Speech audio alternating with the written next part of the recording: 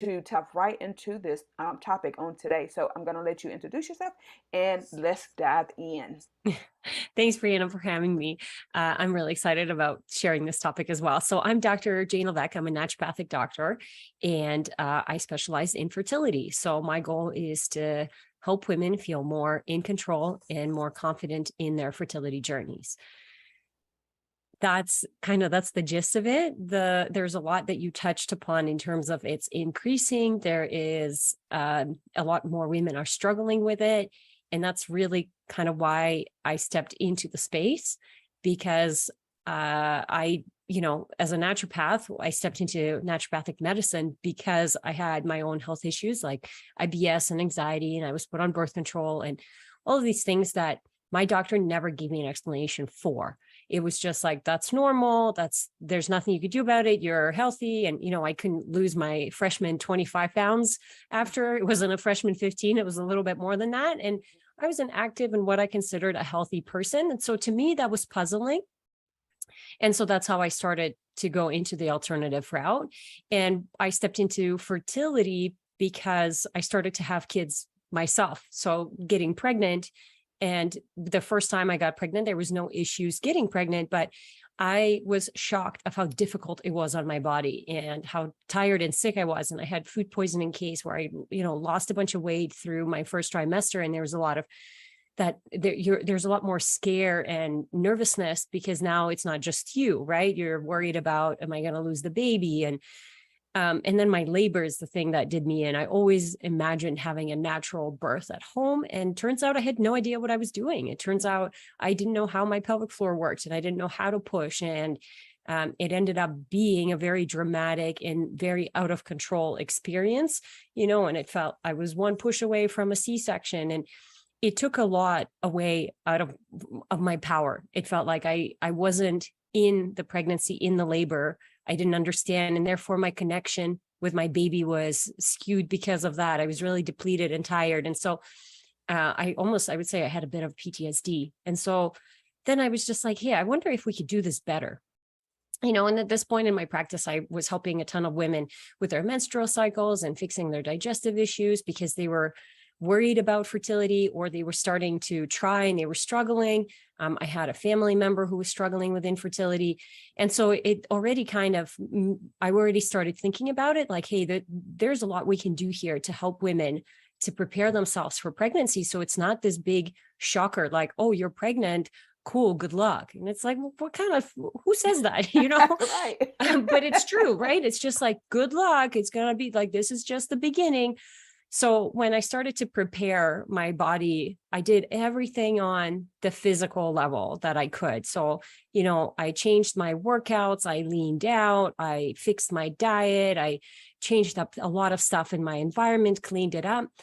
But my husband and I were not in a great place mentally and emotionally. We were moving, we had a lot of stress, but I was just like really stubborn and wanted to pencil it in. I want to give birth on this month. I want to get pregnant here. This is how it's going to work. And that pregnancy ended in a miscarriage. And that was a really big lesson of like, hey, did you really think you could just like pencil this whole thing in? Like it was just another thing on your checklist. And because I was sharing my experience through Instagram, I was sharing my story because I was like, look, I'm preparing for pregnancies. Here's what I'm doing. I realized that I was in a very vulnerable situation, but I never expected to have a miscarriage. I just wanted to show women that, hey, if you prepare, this is what can happen. Right. And if you prepare, this is still what can happen. And so the community just really supported me through the miscarriage. I feel like I actually healed so much faster because of it. And so many women shared their stories about the amount of miscarriages they've had, the lack of support, the lack of knowledge and understanding they've had from the conventional medical system, and how alone they felt and they didn't know where to go. And that's when I was like, I think I can help here. I think that women are underserved in this community. I think women are taking advantage of a little bit in this community because it's so like the desire to have a child is so strong, and our worth is attached to our ability to have a child, that we're being pushed medication prescriptions without getting proper testing done. We're getting pushed into medical procedures without really fully explaining if they're going to work, how they're going to work, what we can do to optimize. There isn't not only is there no informed consent, but there isn't that education of like, what's happening with me? Why am I not able to do this thing that is the natural process, right? Pregnancy is a natural process. So that's my question is, well, when it's not happening, why? Why is it not happening? And so we have to dig deeper instead of just, well, let's take this medication and see if it works. Oh, didn't work. Okay, well, let's try this procedure and see if it works. It's like, guys, it's thousands and not, if not tens of thousands, if not hundreds of thousands of dollars for people that it's like, well, we could do better. We could do a little bit better, or a lot better. Oh yeah, oh yeah, because I've heard horror stories of people who have spent, I think it's 10 plus $1,000 to go in for a procedure and then it not work. For sure. And then what then? Who has money just to, unless you're just, well off, but that's a handful of people, that are going and dealing with this, that has that type of money to just throw out there to come back and still not be pregnant. And Yep. that's painful, that's hurtful, and then I think sometimes it can even be traumatizing. Oh, it's very traumatizing. I think there was a research study that showed what was, one of the worst experiences that people had in their life, and infertility is one of the top, if not the top. Like, it is the hardest thing that the couple goes through together, and it is one of the most traumatizing experiences that you could go through. But on the other hand, there are studies showing that women who feel supported through their fertility journey are 80% more likely to give birth to a live baby, Mm. 80% more likely just by feeling supported. And so that's the thing that has to raise an eyebrow, to be like, so how many women do feel supported? How many women are waiting to go to a fertility specialist doctor just to be told, we don't know what's going on with you, sorry, on to the next, and like, that's heartbreaking, because the truth is most women, I think, deep down know that something is off, or it could be the couple, right? So it's researching, like, is it the male infertility factor, is it the female, or is it both? And unfortunately the conventional medical system is really not built for that, and so it's heartbreaking and, like you said, traumatizing. Yeah, yeah. I was speaking with a friend not too long ago, and we are talking about how many times that they had. I think they had two pregnancies. They ended in miscarriages, and then they tried several times and just couldn't do it. And then when you talk about the support, the husband plays such a significant role in this, because Sure. there are really some men, they might not say it, but their body language kind of suggests that, or makes a woman feel as though something is wrong with her, and maybe she's unattractive, or, and makes her feel as though she is not really being supported by her spouse, because, if I can't give him a baby, then, Yep. where are we going to go from now? Because this was one of the things we talked about prior to marriage, was having children, and now I can't produce this. Sure. There's a lot of pressure. There's a lot of pressure that I think women will put on themselves. And I mean, truthfully, if you don't feel supported by your husband through this, then you're asking deeper questions. Like, is this really the person that I want to be having children with? Because I Mhm. say there are 4 things that you need to have in order for a successful conception. And number 1 is you need a good quality egg. Number 2, you need a good quality sperm. Number 3, both partners need to have a strong desire to have a child with one another. And number 4 is the baby room needs to be ready. And now the baby room is not the room in the house that the baby is going to live in, but the first room that the baby is going to grow in, which is the womb, which is the uterus for the female. And we talked about this off camera a little bit, but we as women have to understand that our womb is the first place that the baby is going to grow in. So if we have issues, whether it's endometriosis, PCOS, fibroids, right, heavy, painful, crampy periods, that's a sign that our womb is not in a good place to host a baby that's going to thrive. So the lining of the uterus needs to be just right. It can't be too thin. It can't be too thick. You need to have good blood flow to the area. So you can't have a bunch of fibroids. You can't have a bunch of cysts that are blocking the blood flow to go in, because blood flow is life. That's how the baby's going to get all of their nutrients from you.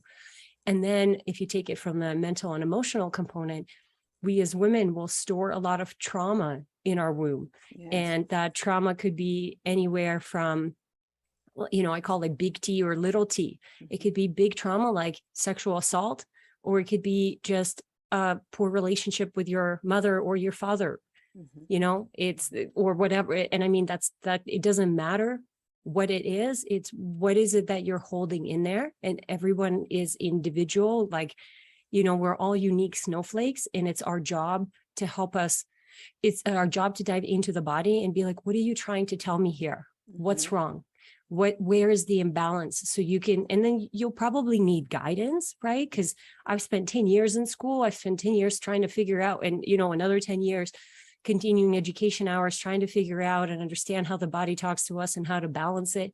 And so if you're an accountant, you're just not going to know that information. And for you to go and, or a lawyer or whatever, it's like for you to go and just Google some things and say, oh, I probably need this supplement to help me. It's unlikely that you're going to get it right. I wish it was that simple, but it just isn't. I don't go to my mechanic and ask him to do my accounting for me, right, because he doesn't know what to look for. And so it's the same thing when you're going to the doctor to say, hey, I want prevention, or I want to have, you can look at infertility as a disease, but infertility, there's a root cause to it. And so it's not a complete diagnosis. When people say unexplained infertility, it's like, okay, well, digestion is bad. You're not sleeping well. You have a lot of stress. Your hormones are really low. Like, I think we can explain it, it's just, there isn't a diagnosis that the doctor has, and they don't have a pill for it. So they don't know what to do with you. Yeah. But, there's lots of other people who do know what to do with you. It's just a matter of finding them. Yeah. This made me think about something we did discuss off camera the other day. Let's talk about the womb being prepared and some of the things that we house there. And like I was telling you earlier, that I had a discussion with my friend, and she was saying that, oh, I just discovered that you house your trauma in different parts of your body. And so we had a discussion about sometimes we house things that we didn't even go through ourselves. Yes. Yeah. Can you touch on that? I thought that was so interesting, and I think the audience really needs to understand that sometimes it's not us. Yeah. Well, our beliefs, right? Sometimes it's not even sometimes, but a lot of the times, if you start just becoming aware of what are the voices in your head and what are some of the thoughts that are going through your head and some of the beliefs that you have about you, whose is that? Is that really yours, or is that somebody else's passed on? In one of the examples, I was on a podcast that this lady used, it's like she went to her mom and was like, hey mom, why do you bake like this? And it's like, oh, because my grandma used to do it like that. Then she went to the grandma and said, grandma, why do you bake this dish like that? She's like, oh, because my mom used to do it. And then it's, that there's certain behaviors and certain things that are just passed on just because that's how we used to do them. But that doesn't mean that we can't change that. You can absolutely change the way that you bake a cake. And so you can change the way that you think about yourself. You can change the environment, and you can change, you can release some of these old beliefs that are limiting you from living your best life. And I know sometimes that's a really hard concept to understand, but if you started to identify yourself as infertile, so I'm really careful to say that I'm not an infertility expert, I'm a fertility expert, because I want to show you your fertility potential, not show you that you're infertile. It's how we talk to ourselves is going to really, like, our body's constantly listening. And not even that it's listening, it's just that you're going to do certain actions then that are going to either be, towards your belief. So what is it that you believe about yourself? And sometimes those beliefs are really hard to break, but like we said before, it's generational. Sometimes it's not even yours. Like money is a really good example. If your parents, grew up in the war, there's a lot of scarcity when it comes around food. And then it's like, you can't even comprehend what it's like to make money. And then what is the belief around money? Oh, people who have money are evil, because maybe the place that you lived, people who had money, everybody you knew didn't do good things with that money, and they exploited people. And so then now that's your belief. And now you're you're going to be in positions and jobs and you're not going to take promotions. And it's like, what do you mean I'm not going to take promotions? Well, you literally don't put yourself in situations where you're like, I don't need any more money. Mm-hmm. That's okay if you don't, but is that the reality for you? That's Right? Is right. that truly what you believe? So I find that that's a really good example. Oh yeah, oh yeah, and I think that's a very good example because I hear people all the time talk about the negative, and they won't put them position themselves to be positive about their situation. And so, and like you said, well, my mother argued all the time, and so I can't help it. You can't help it. That's what she did. That's not what you have to do, Yeah. Or my mother It's a had a. lot of work. It's a lot of work. It It's a is. lot of awareness. It's a lot of mental energy because you Mm-hmm. have to develop new nervous system patterns, right? You have to Mm-hmm. develop that new behavior, Mm-hmm. but it's very much possible, Yeah. Oh yeah. and when people say, oh, it's genetics and things are arising, and like you said at the beginning of the podcast, it's like, well, how come all of the sudden all of these women are struggling with endometriosis and PCOS and fibroids and all of the autoimmune conditions?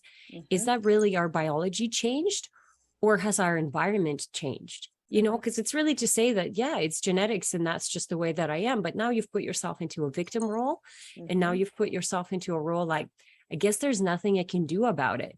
And so you're not even going to notice it. The prime example of that, when you get a car, and let's say you get an orange car and you're like, I'm going to be the only orange car on the road. Right. And then guess what you notice? Every single other orange car on the Mm-hmm. road, because now you're paying attention to it. And so it Mm-hmm. works the same way. If you think that there's nothing I can do about it, you're literally never going to notice anything. That's like, here's a thing you can do about it. Here's the thing you can do about it. Here's a person that can help you. And you're like, oh no, nobody can help me. Right. So you're Mm-hmm. just closing off that mindset. Mm-hmm. Yeah, you don't recognize your help when your help comes because, and Yes. and it's like you feel as though you're unworthy, really. So you're Yep. unworthy of the help. Here's the help, and it's not even going to call. It's cost effective, and For sure. so, but because you have felt and you have said within yourself, not me, Yep. anybody but me. And a lot of times people will go and refer somebody else to their help, and it's like, Yep. that's Mm-hmm. something. Interesting. But it's funny, you reminded me that there's this meme that I saw on the internet, and it was like, this guy is asking God for a table, and the God is like, I gave you a tree. Yeah, yeah, That's yeah. the thing. It's like, you're waiting for this one thing, but it's like, let's use our mind a little bit. What Mm-hmm. can you make with a tree? You can make a table, you can make a chair, you can make it firewood. Like, Mm-hmm. you can use it for whatever it is that you need. And so it's just having that open mind concept that Mm-hmm. things are truly here around you to help you. And, I have thousands, hundreds of conversations with women all the time, and they're like, yeah, nobody can help me. And I'm like, I'm chatting with you right now. I have all of these resources right now. You are like, I can tell you can't accept that help, right? So Mm-hmm. obviously those are not the people that I end up working with, Mm-hmm. but it's just to be like, if you are truly looking for help, be ready for it to show up in ways that you're not expecting. Right, right, and that's funny. And this is why I love God so much because what you're saying. So God had given me something about crows and ravens, right? And so they look Mm-hmm. the same. They're both animals that stay a lot on the ground. But ravens are literally those that come to help you. And they don't look like you. They don't sound like you. They don't look like that. They don't even come in the form that you're asking God to help you with. But they're there to help you for that Mm-hmm. time and that season to get you to where you need to go because you're exhausted by the time a raven comes. It's like For what's sure. going on. And so we don't recognize it, but we'll go to a crow who's going to come and take from us versus come and bring to us. Yep. So you don't want to go over here to this help. God is positioning you this, like you said, the tree, but then you're going to go and look at the grass. Mm-hmm. What That's is this it. going? Yeah, it's even knowing what to look for, right? Mm-hmm. And that's kind of what I do in terms of educating of natural, because the most common question I'll get is, what can I do to support my fertility naturally? And what people are Mm-hmm. looking for is some blank statement, some magic pill, something that I'm going to say. And my answer to it is like, well, it depends what's preventing you from getting pregnant naturally. Mm-hmm. And then I take them through the pillars that need to be in place in order for them to get pregnant naturally. Mm-hmm. What's your hydration like? What's your movement like? How are you sleeping? What's your digestion? How well are you? What are you eating? What kinds of Mm-hmm. food are you eating? What's your stress management? What's your menstrual cycle? And it's actually just doing a deeper dive into their health to help them understand what is preventing them from being able to get pregnant naturally. Mm-hmm. Because it's not about going on the internet and searching Mr. Google to say, oh, I've been told I have bad eggs. What improves the quality of my eggs? But truthfully, that's what people do, right? They go and then, oh, CoQ10. So I'm taking CoQ10, I'm taking all the supplements and nothing is working. And my question is always, do you know why you have bad eggs? No, it's just I have bad eggs. The question is, why do you have bad eggs? Right. Do you think that you were just born with bad eggs? And even if you were, then let's look at the history of your mom and let's see, what did your mom do when she was pregnant? Did she have issues getting pregnant with you because your mother was carrying your eggs when she was pregnant? Like that's the generational thing. When you're Mm-hmm. pregnant with a female, you're carrying the next generation, right? Mm-hmm. You're carrying your grandchildren. And so you can go as far back as your grandma and say, hey, what was grandma's pregnancy like? Did she have issues getting pregnant? Was it a really stressful pregnancy? Were you breastfed? And so there's always an explanation. It's Mm-hmm. just, sometimes it's not very easy to find. And we have to be courageous to even want to find it. Because Mm-hmm. again, some women are terrified to find out because they don't want to hear that they're infertile. Right. They're scared that that's what they're going to hear, but that's not it. Mm-hmm. It's like you already got the diagnosis of infertility and maybe you didn't, you're already living out your fear. Let's see what could be causing it. And the fear is that you're not going to be able to fix it. Mm-hmm. But, our bodies are phenomenal. Our bodies can do incredible things. Mm-hmm. And it's all it needs to heal is remove the thing that's preventing it from healing and then give it the nutrients that it needs to heal. Those are Mm-hmm. the two things. Remove the obstacle and give the nutrients. Mm-hmm. Sometimes the obstacle is harder to find. Mm-hmm. And so that's what we need to do, right? And just be courageous and diligent enough to be like, I'm willing to figure this out because this is important for me. So I can I don't want to say recreate, but let's break the generational pattern of passing on disease, thought patterns, emotions, all of that Mm-hmm. to our kids, right? Mm-hmm. Because that's what we're doing when we don't break those patterns. And so it's a different way. It's a different way of bringing children into this world. And that's kind of my mission, is to educate people a little bit more on that. So there's more intention behind it.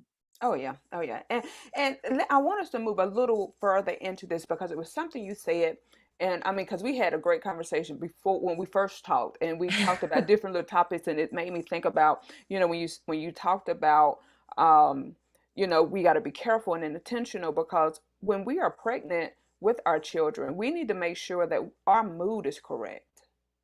So we prepared our womb, we removed the blockages. Now we're carrying our babies, but we got to make sure that we're not stressed. We got to make sure that we are Mm-hmm. not doing things or eating or being in an environment that we shouldn't be in, because our children um They're will, sponges.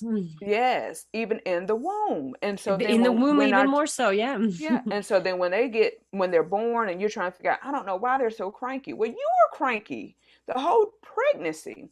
For sure. You did not do Or you were anything to super stressed, right? You're super stress. stressed the whole time. Right. And you're trying to figure out, or you're angry or you're depressed. Oh, depression is one of the biggest ones that I've Mm-hmm. seen, um, that my clients come to me with, especially when they have children. And they're saying, I don't know why my child is so depressed. They're just so suicidal. And one of the first questions I ask is, how did you feel when you were pregnant?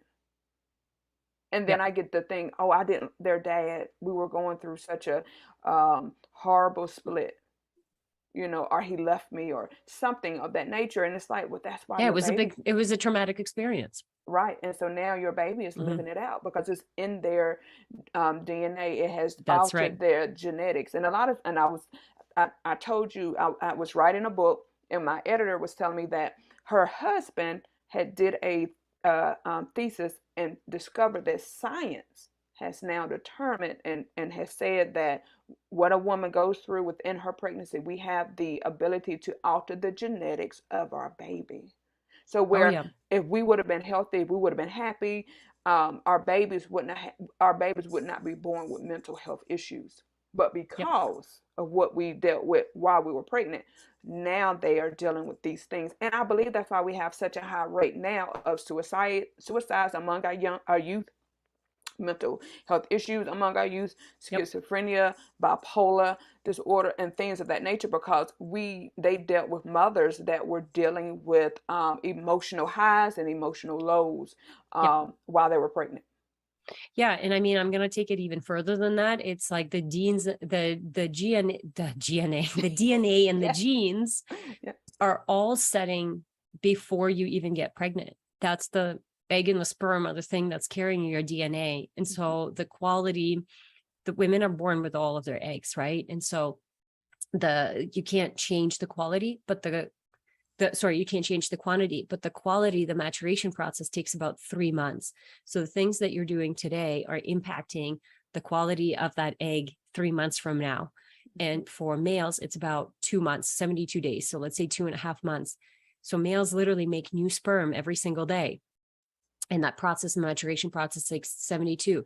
So you can change the expression of which genes turn on and turn off 3 months before you even get pregnant. And now I call it like a filtration system. If you have a lot of, if like the water is really muddy, you're not just going to need one filtration system. It's just not one filtration and done. You might need a couple. And that's why I always do it in increments of 3, 6 months, maybe 9 months, maybe a year. When people say it took me a year to get pregnant, now it depends on what they're doing. So if you're just trying without changing anything, Mm-hmm. then I call that, the definition of insanity is doing Yeah, the same thing, expecting a yeah. different outcome. Mm-hmm. But when it takes somebody a year and they're tweaking and they're changing things, that's how long it took your body to heal. That's all it is. It's not that you would never, if you kept failing a test, would you just keep going back and taking that test, or would you go back and study and then retake the test? Mm-hmm. And so that's what I teach, is like, go back and study a little bit. The studying Yes. is you learning about your body. What does it need? What nutrients are missing? What testing do we need to do? What data do we need to collect to help you understand what's going on with your system? Because you're absolutely right to tie it in with all the mental and emotional. This is where it's not just a traumatic experience or Uh-huh. just because there's no amount of meditation. There's no amount of, calming exercises that you Mm-hmm. can do if you have a B12 deficiency Yeah. or if you have an iron deficiency. And so not knowing those things about yourself because you're just used to being tired. And when you have a mental issues yourself, mental health problems yourself, whether it's anxiety or depression or something more severe like bipolar and schizophrenia, there's usually an imbalance in your neurotransmitters. There's an imbalance in your nutrients. And so you're just passing that imbalance to your child. Mm-hmm. And so you're passing the physical imbalance, but also the coping mechanisms or the lack of coping mechanisms to your child. And so the child is just watching it. And now their nervous system is brand new. They're super, they're sponges, but they're also very sensitive to their environment, right? They're always watching. And so they become, it's just exaggerated where it took you years to accumulate that. Now, because you've accumulated the issue and you've just bam, passed it right on, that nervous Mm-hmm. system can handle it. And whether there's a lot of environmental toxins that are showing issues with IQ, ADHD, OCD, all of that stuff, which cause the deficiencies of B vitamins, magnesium, you name it, good gut microbiome flora, that when we start to fix those things, then the child feels better. The mother obviously needs to be addressed as well. They feel better. But one of the reasons that I got into fertility, because I'm obsessed with prevention. Yeah. Can I what can I prevent? Because I've seen, my grandma be sick for most of her life. And I've seen my mom diet ever since she was, I don't even not know her not dieting. And it's my genes are riddled with obesity and rheumatoid arthritis and heart disease and strokes and all of that jazz. But I don't believe any of that because my lifestyle is so different. Mm-hmm. And I'm super curious to see how my children grow up Yeah. because of the things that I've done. But I got tired of seeing sick kids, really young kids who were very, very sick. And it was just like, you look back into pregnancy and you would realize that the mother was really depleted. The mother was exhausted. She had so much stress. And now she can't even enjoy having her child because the child is so dysregulated, and that's really stressful for her. Mm-hmm. And so the awareness and prevention here is like, hey guys, let's put more intention around having children. We plan more to save for our house or even a car than we do for having kids. It's more like, okay, I think I'm ready. Let's try it. As opposed to like, how are you doing? Like, are you at your best? Do you feel healthy and vibrant and energetic? Or are you carrying an extra 20 to 30 to 50 pounds? You're always fatigued. You have brain fog. You have, right? Like you're anxious, depressed. The child is not going to fix that. A child is going to make that worse actually. And so we need to we need to take a little bit more responsibility for our own health so we can bring healthier, happier children, because I believe that's what you want for yourself as well. Yeah, and I think that is so good. I mean, that is so good because doctors do not sit you down and tell you any of this, and No. nobody else does. Nobody. This conversation that we're having on today is the first time I've ever had a conversation like this, and wish would have had it when I had my children. Yes. If someone would have told me, and I believe my mother was probably trying to tell me, but I wasn't listening. Oh, sure. Yeah. To slow down, hey, slow down a little bit. But I worked my entire pregnancy, and I'm not going to say I was stressed, but kind of stressed because I'm going from one job to another job and just doing all these and just taking care of the house and just things of that For sure. nature.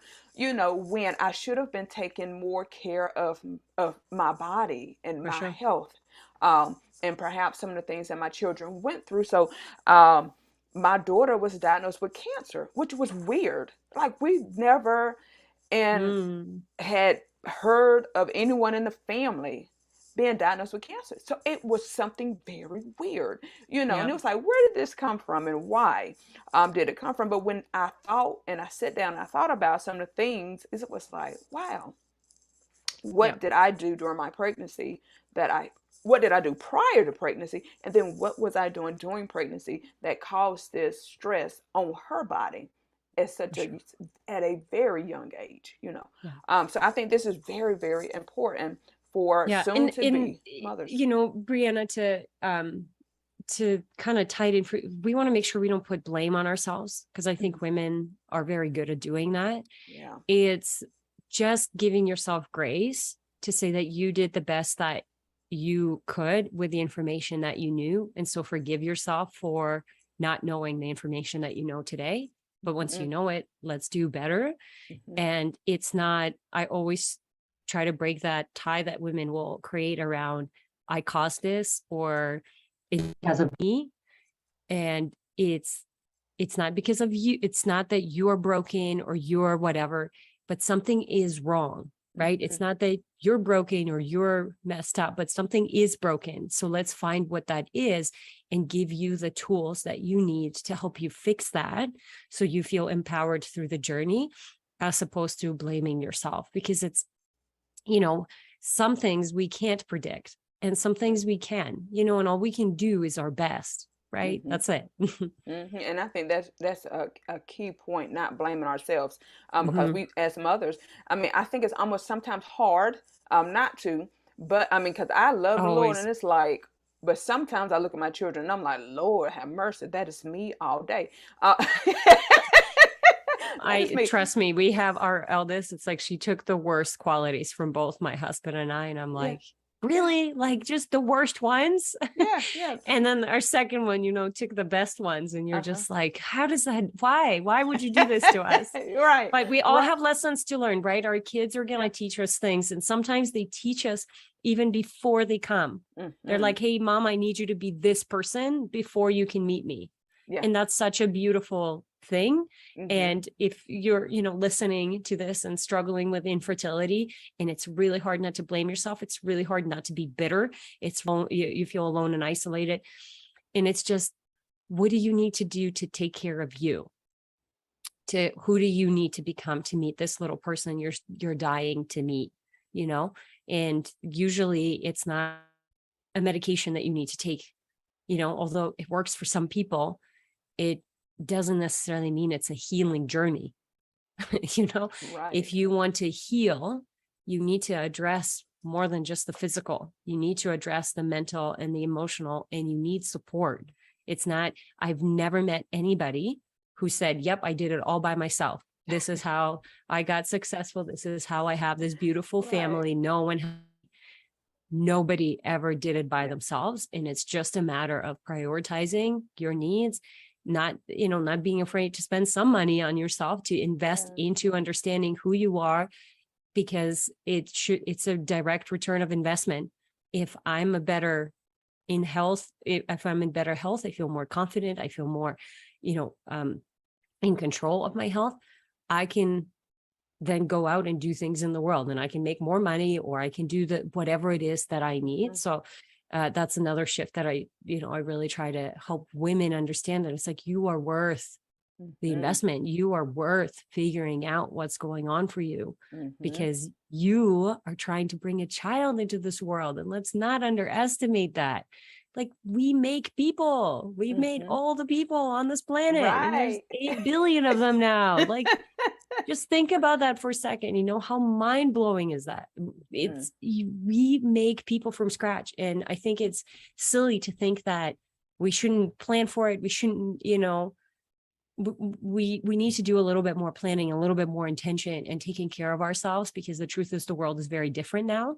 Yes, it is. And if you are doing the same things that you always used to do, and you're like, yeah, but I didn't change anything, that's the problem. You didn't change anything, but the world changed. And so, I always have this battle with my parents of, yeah, but it's like, yeah, but the food that you're eating now is different. Different. Even if you're buying the same thing, the quality of it is different. So you need to change what you're doing based on what's going on around you and adapt, as opposed to just like, but I didn't change anything. It's like, yeah, I know, that's the problem. Yeah, yeah, yeah. And look, it's hard to talk to the older generation, because they just can't Of course. comprehend what is Yeah. really going on. I wanted us to talk real fast, not fast, but I wanted us to touch on miscarriage. When one has gotten pregnant, they did all the proper steps, they're now pregnant, but then they miscarriage. I want us to talk about what goes through the mind, because you personally Yep. you have experienced this. Yep. What goes on through a woman's mind, and then I want us to discuss how that can become a blockage for future pregnancies. For sure. So, first of all, miscarriage is a normal part of stepping into the fertility journey. Not every single egg, not every single sperm fertilization is going to be a successful one. So part of it is that, to prepare yourself, is to know that that is a very possible thing. Now, you can do some testing beforehand to show you if it's just like a fluke versus something that you were predisposed to. So I think when women just have one miscarriage, for the most part, the biggest thing that everyone's going to feel is shame and sadness, obviously, because now they have, it's the moment you're pregnant, your mind is, 10 miles ahead. Is it going to be a boy or a girl? What am I going to name the baby? What are we going to, you're starting to envision, what are they going to look like? There's so many things that your mind starts to race. But the truth is, we need to be just as present as we can be here. So and connect with the baby here. Because even if you lose the baby, the truth is, it's the thing that we do is we deny the emotions. Okay. So now I think that a lot of women know that miscarriage is possible. So they just, like, I don't want to say pretend that they're not pregnant, but they're afraid to connect to the baby because they're afraid to lose, and they don't want to go through the grief and the pain. Mm-hmm. And what I welcome is, go through the grief and the pain, go through the joy, go through the emotions, because they're there for a reason. That's what makes you human. And sometimes we feel guilty about being pregnant because we've had friends who are having issues. So it's really understanding what are the emotions that you are feeling, because if you don't give yourself the space to feel all the emotions when you go through the miscarriage, you're just going to carry that on to the next pregnancy. Yes. And you're going to step into the pregnancy feeling more anxious and more overwhelmed and more worried, as opposed to content and in control, knowing that a loss is very much possible. And we are not, we don't have the right to anything, right? Like nothing is given. And so all you can do is be present in the moment and be present with what you have now, what God gave you right now. Mm-hmm. Right now, you're pregnant. So enjoy that. And when you lose the pregnancy, make it, I'm constructing my miscarriage support course because I find most women don't give themselves enough time to grieve, and they kind of just want to blow past the miscarriage and start trying again because like, oh, it was a bad one. Mm-hmm.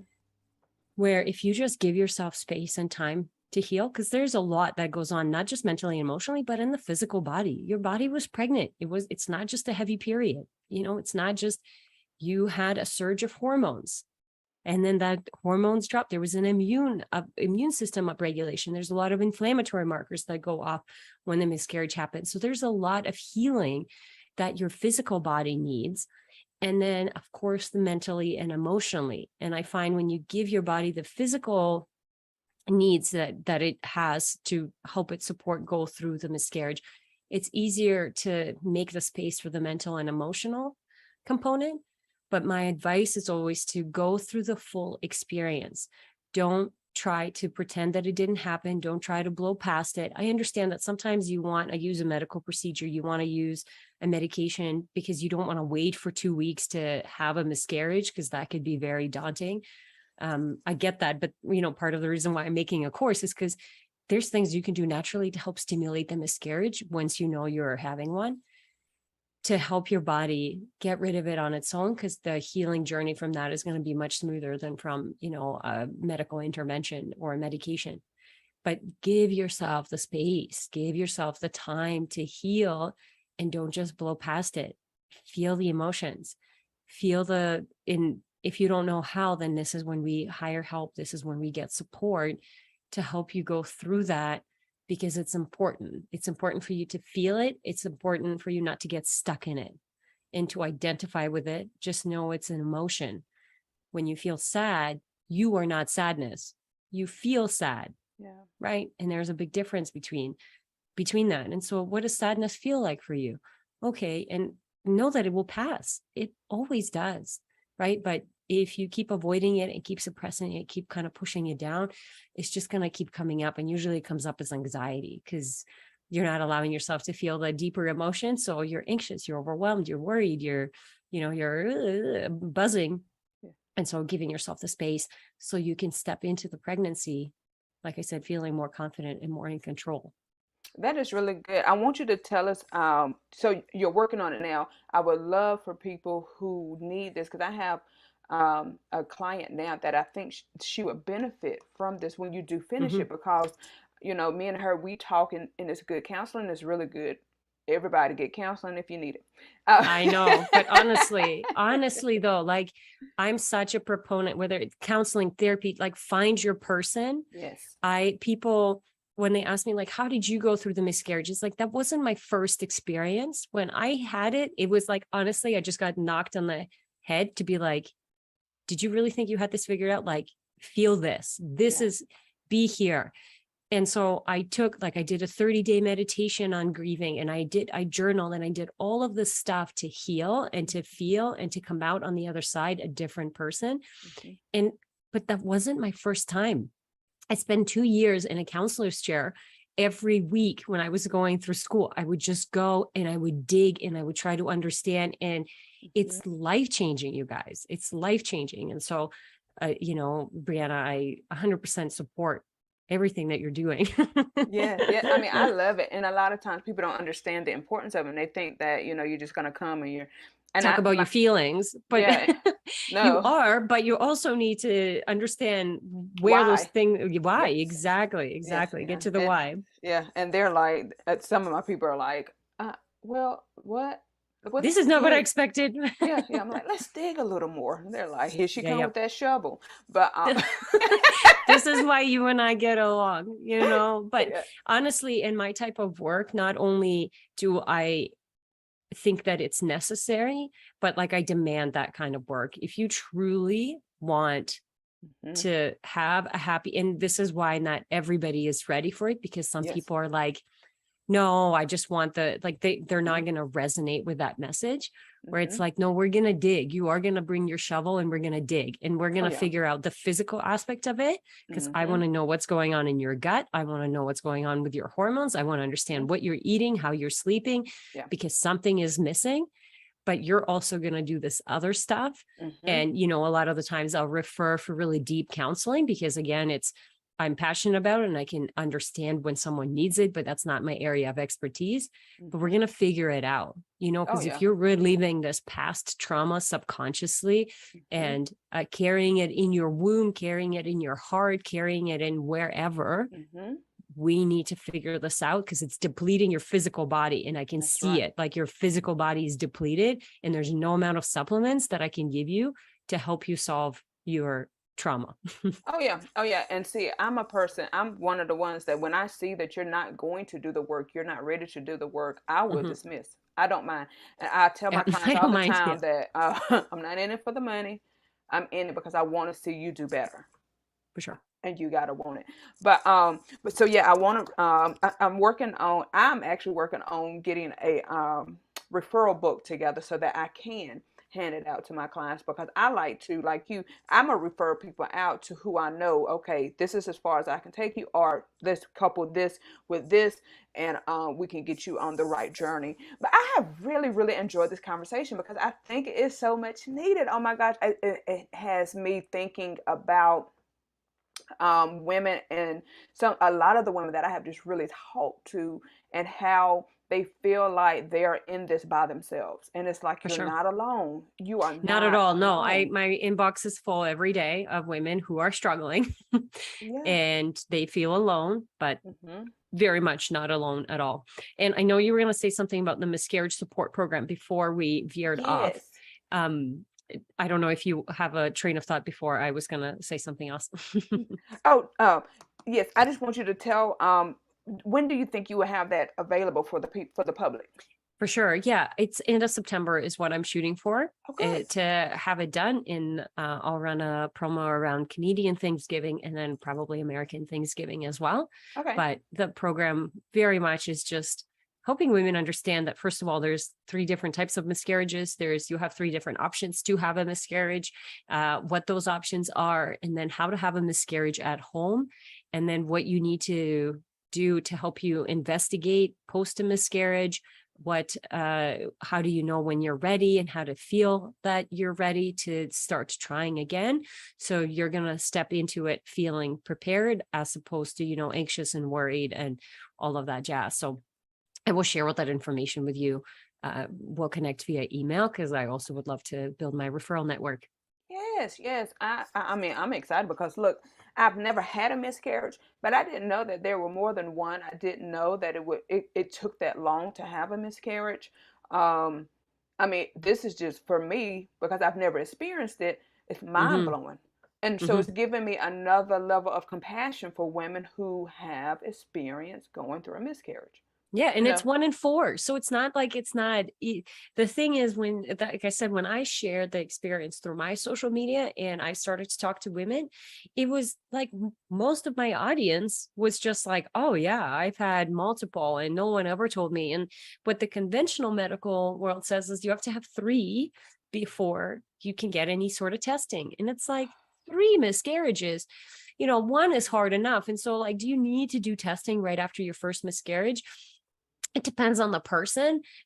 You don't. I think you need to do some healing, and that's the things that I'm outlining in my program, like from the foods and the teas and the supplements that you can take and the lifestyle things that you can do to help your body Mhm. process the miscarriage, and not just the immediate miscarriage, but just the after effect too, right? The body needs time to heal. It needs Yeah. some time to heal. And for some women, it's 3 months, for some, it's 6 months, for some, it could be as long as 12 months. And so, investigation component of it is I wanted to just run a quick check on myself. And I know that I'm fortunate enough to be able to do that. Many women are not, but it was like, okay, well, let me check my progesterone levels. Let me check my thyroid. Let me double check the autoimmune components. Let me check my vitamin D levels, like my, all these things that could be a really quick cause of a miscarriage.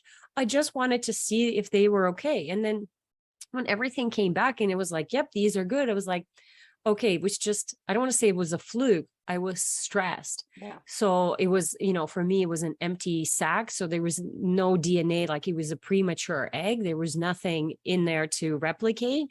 So that was that's a huge one of the main reasons that happens is stress. You ovulate prematurely because your HPA axis, your cortisol is all dysregulated. Yeah. And so it was like, okay, I need to prioritize some things and I need to chill out. And, I just switched some stuff and all of a sudden my period lengthened and, libido comes back and all that kind of stuff. And it's like, okay, my body feels ready again, and so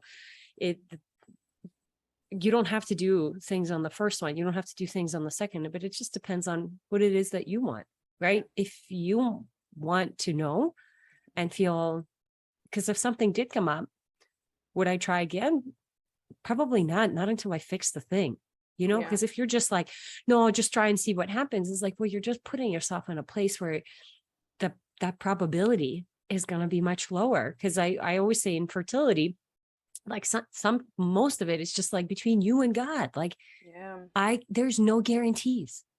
But what we do know is if we increase the probability increases when your thyroid is functioning well, when you're at an optimal weight, when you're sleeping well, when you're digesting well, when you're eating on a regular basis, when you don't have any autoimmune conditions, and so all we're doing is increasing that probability. Yeah. That's it. And so, and that's really what it's about, is measuring that probability. I always increasing tell it up. people, I never had a problem getting pregnant when I lost weight. It was boom, there it was. Even on birth control. That was something that was amazing to me. So sometimes, it's just the weight thing. But I wanted us, I'm just led real quick, if you don't mind. Something that is popping. I used to be a chaplain, and I used to work baby mother unit. And one of the saddest cases, and they would call me I never got called for mom is needing you, she's going in labor. I would have loved those calls. Like, call me for those. I know. But I would get the calls when mom delivered stillborns. And I think they call those rainbow babies. Or is it the baby? No, that's the opposite. Rainbow baby is when you've got a baby after a long time of trying. Okay. For a lot of losses. Yeah. And so I have a couple of women that I have either followed on Facebook or that I have personally talked to who have lost a couple of babies, had stillborns. And they are at a place where they're thinking, okay, I can't, something is wrong with me. I can't carry a baby and, birth a live baby. What would your advice be to them? I mean, my heart breaks. It's one thing to have a miscarriage at 9 weeks. It's another to have a miscarriage, if you will, because really that's what it is. It's just a different name for it at 36, 38, 40 weeks. So I think giving yourself, it's going to take a long more time to grieve. I hope that those women had a chance to do, whether it's a ceremony or just like a chance to be with their baby, even after stillborn. I think it's important to give women the space to be with our baby. So it's going to take time to heal. And when you've healed a little bit, and I would get the physical support that you need, because of course there's a lot of nutrients there's a lot of energy that went into growing this baby. And now you don't get the oxytocin and the dopamine and all the serotonin, all the good feel things after. So make sure that you support yourself physically as well, because mentally and emotionally, it's going to help you go through the grief more. And then I think it's doing a little bit of investigation, because sometimes it's just a freak accident. And sometimes there's things that we could do to prevent So there's a lot of research in the reproductive microbiome, we call it. So bacteria, basically humans are walking bacteria. We have more bacterial cells than we have human cells. And so it's important that that bacteria is in harmony with one another. And if we have a lot of pathogenic bacteria, so whether it's yeast, other kind of viruses, strep, staph, E. coli, parasites, you name it, if it's not supposed to be there, it's going to cause a lot of issues. And because the reproductive microbiome, right, that's the room that the baby grows in, if there's hostility there, it just makes it a hostile environment for the baby to thrive. And usually in stillborn, there is some sort of infection present. There is something. But like I said, there's freak accidents where the baby just flipped and wrapped their head around the cord. And so the main thing that I would say to those women is that you didn't cause it. And it's such a painful experience to go through. But if we can find light and we can find, you know, when God closes a door, he opens a window, and see what we need to learn from this experience. And you're very right to not want to have a try again or not to have another child, but make sure that you heal from that experience, right? From physically, but also mentally and emotionally. And there's a lot of herbs. There's a lot of things that you can do to help you process that grief, to help you process whatever it is that happened for you, and know that for everybody, it's different. Everybody experiences a loss. It's different. Nobody can tell you. You can share the experience. You can share what happened for you, but we're all going to experience differently. So it's up to you to really fully dive in and feel those emotions, and then reevaluate and see what you want to do. But if after experience like that, I personally wouldn't want to do it alone. I would want to have a team of people behind me that are going to help me, that I'm going to feel supported, right? We talked about that 80% of people are more likely to give birth to a live baby when they feel supported. And I had a patient that I on, she had 4 recurrent losses really fast. And she just kind of was in the state, I'm going to keep trying. I'm going to keep trying. And when we talked, I was like, listen, if you're not ready for another loss, you're probably not ready for another pregnancy. And she was like, you're right. You know, we're going to do this. We're going to do some testing. But we had that conversation after she ovulated. So they already got pregnant, but she's carrying past where she's lost. Wow. Because she feels supported. She has places where she lean onto, and it's way more frantic than it would be if we had a little bit more time, right? Because it's like now we're just trying to prevent, to make sure that it doesn't happen. But the support that she feels, that she knows she can go somewhere and she can bounce ideas, and, oh, my doctor said this, and it's like, no, go here. Oh, okay, I'll do this instead. And then, oh, here's what I can do naturally. And, you know, she has an OBGYN, she needs a doctor, she needs progesterone, she needs estrogen, like she needs medication. So like I said, it's a lot more frantic, but she feels supported, and that's the big difference. And so when you've experienced a big loss like that and you're thinking about trying again, give yourself and your body time to heal. But then also I would do things personally. I would get a health assessment. I would have somebody on my team who makes me feel really supported and, you know, helps me explain everything. So I have that knowledge and confidence to go through it, you know, one more time. And I know working in those units and being called for those calls was very, like I said, it was never one that was never ever difficult. But I believe the way that a mother is supported after the loss helps her, like you said, to Huge. to really get, because I never went in and spoke of the child as though the child was gone. I always asked, what's the baby's name? I Yep. pushed for pictures. I pushed for, I wanted to know, was the baby definitely not breathing? Because, you know, there's, after so many minutes, if the baby was breathing, let's get a birth certificate. Let's get handprints. Let's get footprints. Let's whatever we need to do, because that makes the mother feel supported. Yep. You are not just looking at me and throwing me to the side, but you